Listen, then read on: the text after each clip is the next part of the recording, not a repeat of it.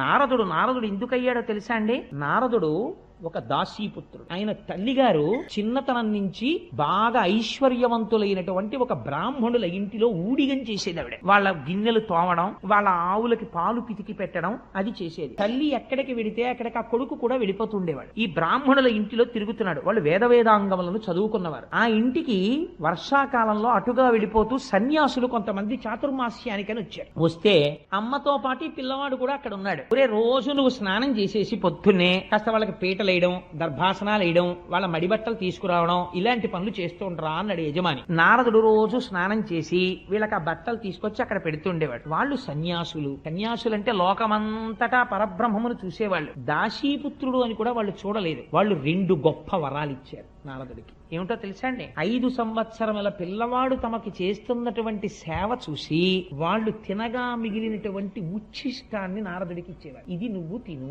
వాళ్ళు మహాభాగవతులు. వాళ్ళు తినగా మిగిలినటువంటి భాగవత శేషాన్ని తిన్నారు. ఆ వచ్చిన సన్యాసులు పొద్దున్న లేవడం, భగవంతుణ్ణి అర్చన చేసుకోవడం, ఆ వేదాంగాలు చదువుకోవడం, చర్చ చేసుకోవడం, మధ్యాహ్నం అయ్యేటప్పటికి భగవంతుణ్ణి స్మరిస్తూ నాట్యం చెయ్యడం, పొంగిపోవడం చేసేవారు. ఈ పిల్లాడికి ఏం తెలియదు. కూర్చుని వాళ్ళ వంక చూసి ఎంత బాగుందో అని పొంగిపోతుండేవాడు. ఆఖరికి చాతుర్మాస్యం అయిపోయి వాళ్ళు వెళ్ళిపోతున్నారు. వాళ్ళు ఏమి ఇస్తారండి? ఇప్పుడు ఒక సన్యాసి వెళ్ళిపోతూ తనకి సేవ చేసిన వాడికి ఏమిచ్చి వెళ్ళిపోతాడు? అబ్బాయి, నువ్వు 1000 రూపాయలు ఉంచుకోరా అని సన్యాసి ఇవ్వడు కదా. అందుకని ఇప్పుడు వెళ్ళిపోతూ పిలిచి వాళ్ళు నన్ను పక్కన కూర్చోపెట్టి, ఒరే, నువ్వు రోజు లేచి మాకు ఉపకారం చేశావు, మాకు సేవ చేశావు, రా నీకు జ్ఞానం చెప్తామని కూర్చోపెట్టుకుని వాళ్ళకి కృష్ణ పరమాత్మ మీద ద్వాదశాక్షరి మహామంత్రాన్ని ఉపదేశం చేసేసి, ప్రణవోపదేశం చేసేసి, ఆ పిల్లవాడికి కూర్చోపెట్టి ఈ లోకమునందు మాయ ఎలా ఉంటుందో, సత్యం ఎలా ఉంటుందో చెప్పేశారు. చెప్పేగానే ఇంతకాలం అటువంటి వాళ్ళని సేవించి ఉన్నాడు.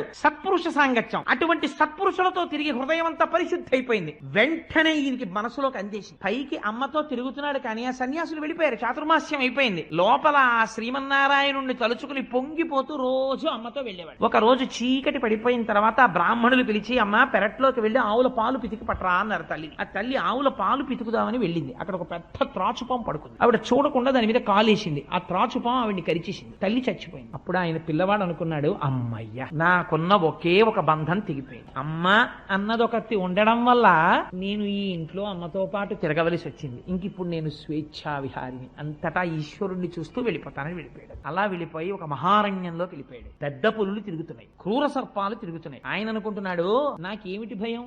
ఈ లోకమంతటా నిండి నిబిడీకృతమై శాసించేటటువంటి కారుణ్యమూర్తి అయిన శ్రీమన్నారాయణుడు ఇక్కడున్నాడని నాకు వాళ్ళు చెప్పారు.